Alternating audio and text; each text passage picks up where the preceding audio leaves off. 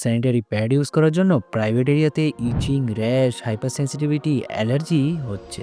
কারণ প্রত্যেক মাসেই মেয়েরা স্যানিটারি প্যাড ইউজ করছে, কিন্তু এর পেছনে থাকা সায়েন্সটাকে সম্পূর্ণরূপে অবহেলা করছে। হাই, আমি doctor Pritam, medical officer, Haringhata rural hospital, Nadia. আজকের এই ভিডিওটা সবার সাথে শেয়ার করবে, কারণ আজকের পর থেকে প্রত্যেকটা মেয়েই সিম্পল সায়েন্স বুঝে তবেই স্যানিটারি প্যাড ইউজ করবে। প্রথম ইম্পর্টেন্ট জিনিস হলো, ব্লিডিং যেমনই হোক না কেন 4 থেকে 6 ঘন্টা পর পর স্যানিটারি প্যাড অবশ্যই পাল্টে ফেলতে হবে। দ্বিতীয় জিনিস হলো, যাদের খুব সেন্সিটিভ স্কিন তাদের ক্ষেত্রে কটন ছাড়া অন্য কোনো স্যানিটারি প্যাড একদমই ইউজ করা যাবে না। কিন্তু কী করে বুঝবে তোমার প্যাডটা আদৌ কটনের নাকি সিনথেটিক? সিনথেটিক প্যাডগুলো মার্কেটিং হয় আলট্রা থিন, ড্রাই এই হিসাবে।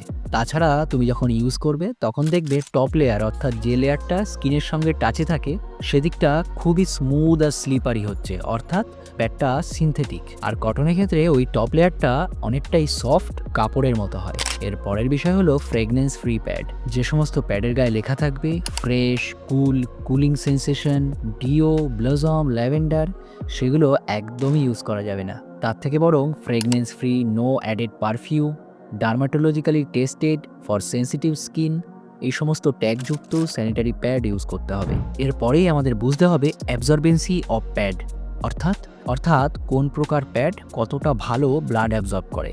আর এটার উপরে ভিত্তি করে প্যাডগুলোকে কতগুলো ভাগে ভাগ করা হয়, যেমন light, regular, heavy, extra heavy বা ওভারনাইট। পিরিয়ডের প্রথম ও দ্বিতীয় দিন হেভি, এক্সট্রা হেভি কিংবা ওভারনাইট প্যাড ইউজ করব যখন ব্লিডিং অনেক বেশি থাকে। মাঝের দুদিন অর্থাৎ তৃতীয় ও চতুর্থ দিন রেগুলার প্যাড ইউজ করব। আর পিরিয়ডের চতুর্থ ও পঞ্চম দিন অর্থাৎ যে সময় ফ্লোটা অনেকটাই কমে যায় সেই সময় লাইট প্যাড ইউজ করব। কেন?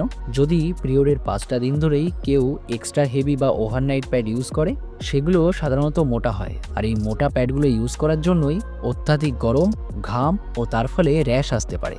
এই সমস্ত টিপস যদি তুমি মাথায় রাখো, আশা করছি তোমার র্যাশ বা ইচিং হবে না।